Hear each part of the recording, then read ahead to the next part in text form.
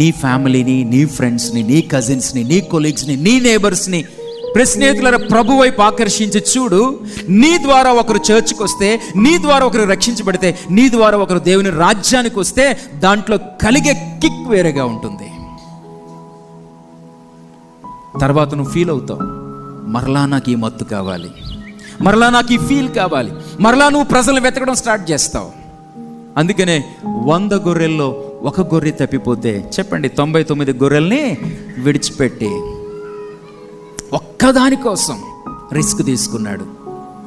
ఆ ఒక్కడు దొరికినప్పుడు అబ్బో ఎంత సంతోషమో. అందుకే మీకు తెలుసో లేదో, ఈ భూమి మీద అద్భుతాలు సూచక్రియలు జరిగినప్పుడు దేవునికి సంతోషమే ఉండదు, ఏం పెద్దగా పట్టించుకోడు. కానీ ఈ భూమి మీద ఒక పాపి రక్షించబడినప్పుడు స్నేహితుల పరలోకంలో గొప్ప సంతోషం. అందుకనే దయ్యాలు వదులుతున్నాయని, ఏమండి చచ్చిపోయిన వాళ్ళు బ్రతుకుతున్నారని మీరు ప్రార్థన చేస్తే మీ సేవను బట్టి మీరు సంతోషించొద్దు. ఒక పాపి రక్షించబడి పరలోకంలో చేర్చబడుతున్నప్పుడు, మరియు చెప్పండి మీ యొక్క పేర్లు పరలోక రాజ్యములో రాయబడినప్పుడు సంతోషించండి.